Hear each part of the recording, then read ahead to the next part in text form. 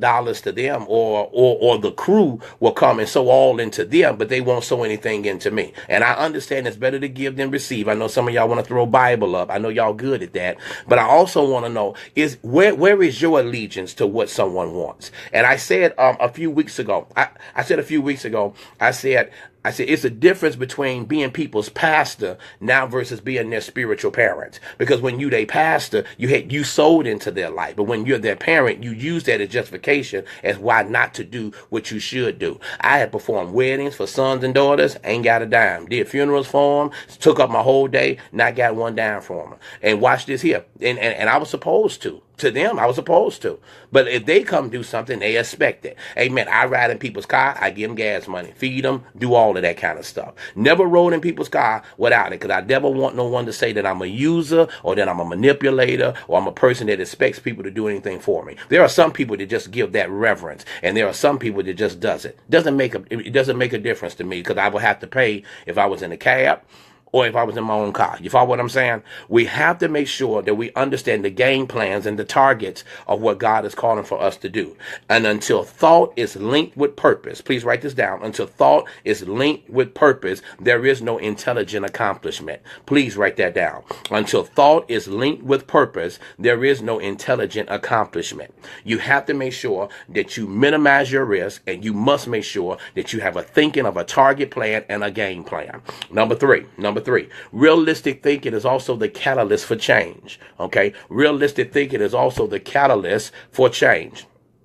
People who rarely hope for their actual success really make change their high priority. In this season of my life, I'm pouring my oil into who wants it. I'm not giving anything else for free. If you don't buy into the concept, you just don't get it. And hear me, you got to put a value. Now, this right here, I want to say, you have to put a value on what your worth is. And until you put a value on what your worth is, people will always treat you as thrift store mentality. Did y'all hear what I just said? You have to make sure that you take into close evaluation and investigation. Amen. In order for people to sow into your life, you have to be a sower. In order for you to have people that will support you, you have to learn how to support people. In order for you to be to be integral, you must show integrity. Amen. It says, in order to gain a friend, you must show yourself friendly. You must show yourself friendly, and you have to be a catalyst for change. Stay with me. It's a matter, hear me, it's a matter of chance in this season. Why bother changing if you don't want to move into a different place?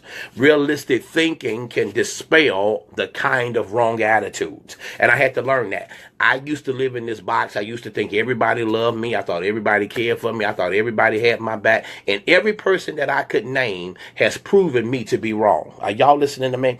And hear me, a lot of people don't want to have that real conversation, because having a real conversation about really what the other person thinks, I promise you, they would not like it. They would not like it.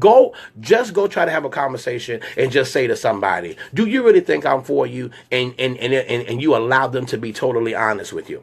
We have to move to a place of change, and we have to learn that even in business, in ministry, in friendship, relationship, there's going to be some proclivity somewhere. It's how you work the proclivity. Hear me, if you're my friend, you're supposed to cover me in all areas. Hear me. When you're my friend, that means that in front of people, you will protect me. And hear me, if someone is dogging me, you would make sure that you would tell me. Because if you don't tell me, watch this here, you're just as guilty as the person that's doing it. You'll be surprised. There were people close to me, and you'll find out they'll go and they'll talk to other people, cause other problems, and they'll sit right back while everybody else is feuding as if their hands are clean and they're tainted. You cannot throw stones in glass houses when you know you're just as guilty as the infraction. And this is me, and people that know me, people part of my fellowship, people that know me for years that love to brag about our relationships and all that great thing. Watch this here. If you know something and you don't come back and tell me, and I found out that you knew, you just destroyed your relationship with me. Did y'all hear what I just said? I know some of y'all right now, y'all saved and sanctified, but I'm going to give it to you straight GIP principle. You got to learn in this season that you got to learn how to, but I would rather you tell me and it hurt me than for me to find out that you knew and didn't tell me. Because if you'll do that one little bitty thing right there, let me tell you something. No telling what else you doing. No telling who else you talking to. And I'm telling you, you have to be very careful with that. I'll tell you something else you got to be careful of. You got to be careful of letting people handle your money. You got to be very careful of letting people handle your money. Because hear me, if we all are going in on something, hear me, they ain't got to pay, because then you don't know what you're supposed to get anyway. You got to be very careful of that. And being a catalyst of change, you have to have the right attitude instead of the wrong attitude. I'm learning in this season now, as I'm going into 18, God has allowed me to detox. He's allowed me to move away from some stuff. Earlier this year, I was dealing with a very strong issue that was bothering me. Because I understand politics, I understand business, I understand what you're supposed to do, I understand United Fronts, I understand all of that. Watch what I'm getting ready to tell you. I had to learn that sometimes you don't fit on everybody's platform. Quit trying to work on their platform. And I had to change. The reality was they didn't want me on their platform, but they want to usurp mine. And this is what they would say: well, you're supposed to. Are you following me? I'm supposed to. And I'm learning, hear me very carefully, change alone doesn't bring growth until you change with the growth. Are y'all listening to me? You must make sure that you understand that. So let me give you this last one, and I'm going to bid you adieu. I got to go to work. Amen today. Reality thinking gives you credibility. Reality thinking gives you credibility. Reality thinking gives you credibility. Now, this is what I do. Watch this here. I ask myself these questions right here, and I ask myself this because it helps me to gauge the principle of what I am to do each and every day to be better. Number one, is it possible? That's the first thing I say. Number two, have I identified and have I articulated in the areas where my dream, hear me, is difficult to overcome? Okay. I learned a great deal of credibility in this season. Because I'm learning that when I have to shift and move into a different span, hear me, I have to make sure that I relocate my thoughts. I've learned how to choose how to communicate in a different manner. I've learned how to deal with things from a different perspective. And I've learned how not to get upset about somebody else's opinion and perceptions. I would just say amen. Arguing with somebody who has all the answers would do nothing more than to make your blood pressure run up. I had to learn what gives me greater credibility is to say, okay, you're right. I'm going to let you be right. I'm sorry. Let's move on. And for the sake of the kingdom, because the kingdom the people does not need to see. I'll tell you two things.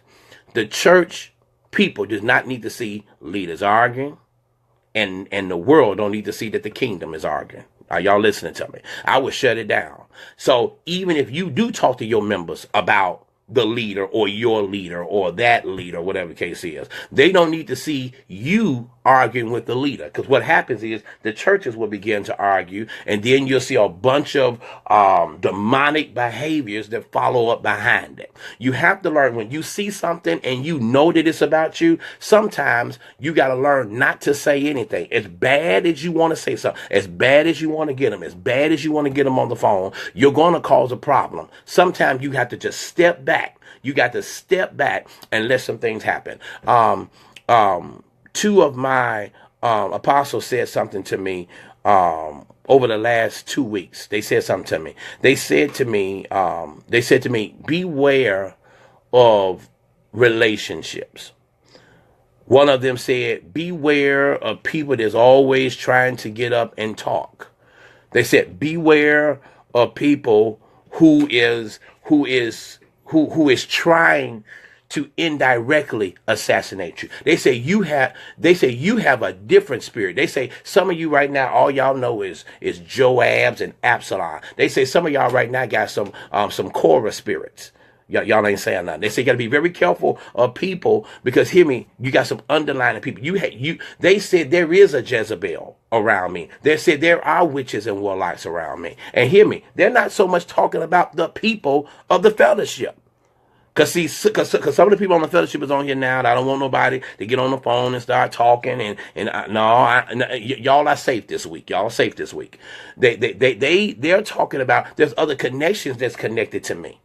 And they're saying, watch this here. They're saying you have to be careful, because there are some people that are slithering snakes They're saying sometimes you have to watch. One thing about it is that there are people that are watching from a distance, not saying anything, to know how to watch other people. Now watch this here. It doesn't make you good to go get in cahoots with other people to talk about folks.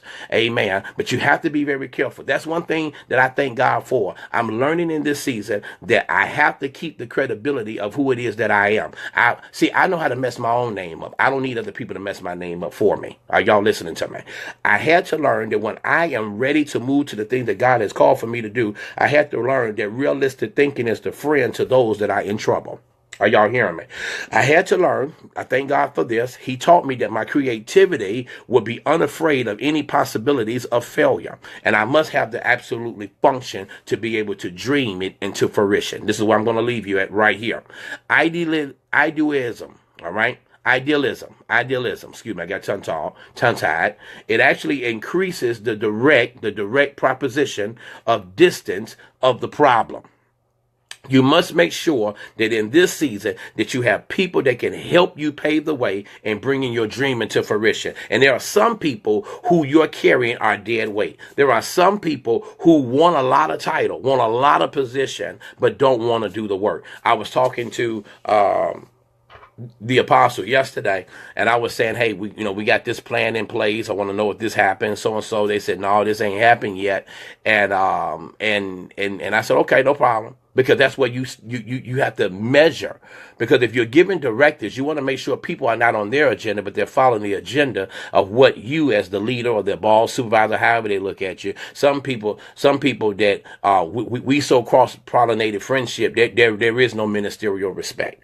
Amen. There's certain things that you just don't say to your leader. There's certain things you just don't do to your leader, and you don't talk about your leader. You're supposed to defend your leader to whoever that it is. And a lot of times, those that walk close with me are people who allow their ear gates to be to be compromised. Let's just say it that way. And so I'm learning that certainly in the midst of uncertainty, God will bring some stability. And here's why I'm going to leave you today, because tomorrow I want to talk about the importance of it, and I'm going to deal with a couple of principles on tomorrow on it, and then we're going to bid you adieu for the weekend. God is saying to me right now, hear me very carefully, he is saying to me right now that every last one of you that are leaders, every last one of you that work in your job place, he said, what I am getting ready to do, I am getting ready to help you provide. He's going to provide for you a foundation for you to build upon. If I could close with this last statement, this is what I'll say. The value of a good idea is using it. All right. Did y'all hear what I just said? The value of a good idea is using it. And the bottom line of realistic thinking is to get you from moving from instability to a place of stability. The wish factor. Amen. Amen. Amen. I have this new thing. If I mess, stay away from me. If you need to release me, we will let you go. If you feel that that whoever you serve, now I use me, but I want to also say it corporately for everybody that's listening. If you think the ones you leading is mess, let them go. If you think the ones around you are not proving themselves to be loyal, let them go. And hear me, the value of true relationship doesn't mean that you have to sit up all day and do nothing with each other. Sometimes you have to learn how to work in your mess. Did y'all hear what I just said? Sometimes you got to learn how to function in your mess. Because sometimes God put it there to see, are you going to smell it, if you're going to sniff it, or if you're going to pick it up and throw it out. And some of us right now in leadership, we'll wallow in it. We'll sit there and play the crying game about it. We'll sit there and say, woe is me, I'm undone about it. We'll do a whole lot of that. But watch this here. We do not sit up and deal with it the way we're supposed to deal with it. Have a backbone. Have a backbone and deal with it. And hear me, when you come for somebody who didn't send for you, be grown enough to sit there and take what it is that they give you. The worst thing that people don't like to do with me, trust me, they don't like to go toe-to-toe with me. Because when they go toe-to-toe with me, they know I'm going to say exactly how I feel, naturally and spiritually. And that's the problem with people. So when you come to me with your viewpoint, be ready to receive mine. if I don't feel like the warrant of dealing with, unless I just say, hey, I ain't gonna win this. And with some people, I can't win that one. I can't win with them.